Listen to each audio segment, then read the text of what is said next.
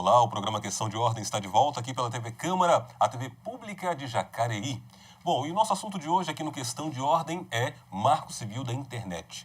E hoje estamos recebendo aqui o presidente da Câmara, vereador Edinho Guedes, e também o professor Fernando Moreira, que é diretor da TV Univap. No finalzinho do primeiro bloco, deixei uma pergunta aqui pendente para os dois. Quem é que começa a responder aí com relação a se existe algum perigo de acontecer no Brasil, aqui no Brasil, o que acontece hoje em países como China, Irã, Arábia Saudita e Coreia do Norte? O que os senhores me dizem? Bom, eu gostaria de pontuar, assim, eu entendo e acho bastante prudente que a sociedade, ela sempre seja vigilante à garantia da nossa liberdade de expressão, de comunicação, de livre pensamento, até porque nós já experimentamos a falta disso, né, nos períodos ditatoriais que vivemos e, de fato, é um atraso social. Mas é preciso lembrar, né, e enquanto estudante do direito, eu me sinto obrigado a pontuar isso, que na nossa Constituição está escrito que o Brasil é um Estado democrático de direito. O de direito não é um enfeite. O de direito quer dizer que a democracia é garantida por leis que a garantem através de ferramentas para o seu exercício. A democracia ela não acontece naturalmente. O homem em estado natural não conseguiu viver em democracia. A democracia ela teve que ser construída através de leis, de normas. Então, inclusive, a própria liberdade de expressão ela está garantida no artigo 5º da Constituição. Então, ele teve que ser escrito para ser respeitado e até para ser protegido quando desrespeitado. Então, eu ouso, né, analisando essa situação, dizer que não, que o Brasil não corre esse risco, pelo menos juridicamente. A nossa Constituição se mostra uma lei bastante estruturada para garantir isso, e o Marco Civil, no próprio texto dele, vem garantir e impedir que isso ocorra. Por exemplo, você que, por um acaso, aí pegou o Marco Civil para dar uma olhada, no artigo 7º, inciso 4º, diz que o acesso da internet é essencial ao exercício da cidadania e ao usuário é assegurado os seguintes direitos. Inciso 4º, não suspensão da conexão da internet, salvo por débito diretamente decorrente da sua utilização. Ou seja, esse inciso garante que ninguém nunca vai poder ter o acesso à internet interrompido, a não ser que ele não pague o serviço de fornecimento. Ou seja, aqui já proíbe o Estado, de repente, de cortar a comunicação de internet de uma cidade, de um estado, de áreas de uma região. Então, isso já é uma garantia. Não bastando isso, nós vamos para o artigo 8º, que diz: a garantia do direito à privacidade e à liberdade de expressão nas comunicações é condição de pleno exercício do direito ao acesso à internet. Daí, adiante, parágrafo único. São nulas de pleno direito cláusulas contratuais que violem a disposição do caput desse artigo. Ou seja, no próprio artigo seguinte diz que o acesso à liberdade de expressão é garantia fundamental para o acesso à internet no nosso país. Então, essa lei que vem regulamentar o uso da internet, o que nós vemos é o contrário. É no seu próprio texto, ela reafirmando a liberdade de expressão, de livre pensamento, de comunicação ampla e restrita, já garantida no texto constitucional, e regulamentando ela agora dentro do ambiente da internet. Então, com as ferramentas legais hoje em vigor, óbvio que eu não tenho como adivinhar se amanhã vai acontecer um golpe militar, se a gente vai ser invadido pela China, salvo essa situação mais improvável, numa situação, na época de física que a gente estudava, em situação de condição de temperatura e pressão, condição normal de temperatura e pressão, eu não vejo a possibilidade disso ocorrer. Pelo contrário, eu vejo o Marco Civil bastante distante, né, do que ocorre nesses países. Eu vejo o Marco Civil como uma ferramenta de garantia dessa liberdade de expressão da nossa população. Algo adentro, professor? Não, eu acho que é assim,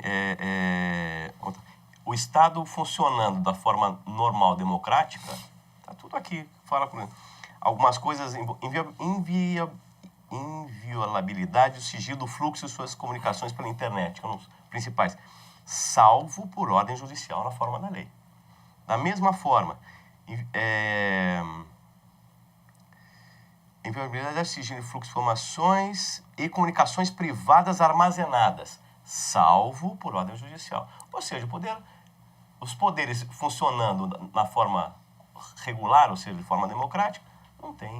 Né, é bastante interessante ressaltar esse ponto que o professor colocou, que ele está dizendo a inviolabilidade das informações pessoais, então dos e-mails, dos conteúdos do WhatsApp, do inbox, do Face, então, de todas as comunicações privadas existentes. Mas é bom lembrar que isso não é muito novidade, talvez seja novidade para o texto da internet, porque isso já se aplica, por exemplo, em inviolabilidade de correspondência postal, das nossas cartas, e a inviolabilidade das ligações telefônicas. Tanto é que uma escuta clandestina, se levada a um processo para incriminar alguém, ela é considerada prova nula, porque ela foi feita sem autorização judicial. Então nós já temos um lastro de julgamentos que, antes da existência da internet, já aplicava, e isso tem sido testado e aprovado no exercício da nossa democracia, como ferramenta de garantia das nossas liberdades individuais. Então, hoje nós só trouxemos a questão para a internet para que fique bem claro que só vai ter acesso às informações no caso de ter um processo judicial investigando a morte de alguém, o assassino mandou um e-mail para o mandante ou para o contratante. Daí é interesse da própria sociedade que se acesse essa informação para que essa pessoa seja presa. Mesmo critério utilizado para autorizar a abertura de um envelope de uma carta postal ou para se quebrar o sigilo telefônico de alguém. Então, é um avanço e, volto a dizer, mais uma garantia de proteção do nosso direito. E pode-se dizer também que isso garante, por exemplo, algo simples que é muito corriqueiro de acontecer hoje, por exemplo, na caixa de e-mails que nós temos hoje, nós recebemos e-mails, né, os chamados spam, são aqueles e-mails que você não sabe de onde veio, você nunca se cadastrou, por exemplo, num site de carros, enviando proposta de carros, outro de flores, outros de vários assuntos, e muito se fala dessa questão da venda das informações que existem hoje, né, onde essas empresas ganham dinheiro, trabalham essa questão, onde você dê um clique, uma empresa, ou então faz o cadastro, por exemplo, numa empresa aérea, e ela vende o seu endereço para uma empresa do mailing, né, que cuida dessa questão dos e-mails, que vende para outro, e a gente acaba recebendo esse calhamaço de informações indevidamente, até que se torna até um pouco de transtorno. Isso também garante essa tranquilidade mais para o internauta hoje? Eu acho que aqui nós encontramos algumas coisas, por exemplo, né? Está previsto aqui, como direito, uma das coisas, exclusão definitiva dos dados pessoais que tiver fornecido a determinada aplicação da internet, né? E a seu requerimento ao término da relação entre as partes. Eu sofro muito spam, meu e-mail é de 1995. Então, você imagina isso como já foi. Mas eu tenho certeza que, principalmente, muito dos spams veio exatamente do começo da internet no Brasil, quando não existia nem... Marco esquece, mas quando não existia nenhuma norma de procedimento, né? Então, os primeiros e-mails nós entregávamos para o provedor e ele fazia uso como ele queria, né? Hoje, pelo menos nas cláusulas, existe lá várias cláusulas onde o próprio contrato que você faz, onde ele não pode fazer uso, né, a não ser que você permita. Mas no começo, não. Então, muito disso foi se propagando, né? Aqui não fala especificamente da questão do spam, mas fala dessa questão do consentimento expresso sobre a coleta, uso, armazenamento e tratamento dos dados pessoais, né? Então, é claro, tem a ver com se você consente ou não que os seus dados vão. O grande problema é como controlar isso, né? A internet é isso, né? A internet tem muita coisa que vai estar no papel, né? Mas que vai ser muito difícil de controlar. Mas o principal, se você acionar alguém, agora tem uma forma, pela lei, né, de você realmente ser protegido, né? Aqui existe a previsão. Tecnicamente, como resolver isso, aí já é outra questão, que nós estamos falando em uma quantidade de dados enorme e o processamento disso. Mas você pode acionar alguém, né? Porque existe até a prática, que é um problema sério. Quando eu comecei num processo contínuo, ontem mesmo fiz um cálculo, eu gastei 1 hora limpando de spams, 1 hora limpando de spams. eu estou me rendendo à ideia de trocar de e-mail, porque ele é muito antigo, mas eu preciso me conscientizar disso. Eu ainda tenho muito carinho por esse primeiro, né? Mas é um absurdo eu ficar 1 hora tendo que, de novo, dizer isso daqui eu não quero, isso aqui eu não quero, isso aqui eu não quero. E encontrei na internet também um outro problema, que às vezes quando você entra em uma... Eles podem te mandar um e-mail fantasma exatamente para que você, ao clicar no descadastrar, ele está te colocando um trojano. Ele está aproveitando aquele clique para inserir um software, um malware, um software malvado, né, dentro do seu computador que vai roubar os seus dados, né? Então, até isso também tem. Mas aqui está previsto, sim. Eu não sou legislador, né? Eu sou um estudioso aí. Mas eu acho que aqui prevê pelo menos como você acionar as empresas e se você descobrir, porque às vezes na internet também tem muito isso, né? As falsas empresas, os falsos e-mails, né? Então, estão te mandando. Eu gostaria de contribuir, eu acho que esse foi um dos avanços mais significativos que trouxe o Marco, porque aqui temos um relato agora de um prejuízo. O que é 1 hora na vida de uma pessoa que está trabalhando, que usa o e-mail como como ferramenta de trabalho?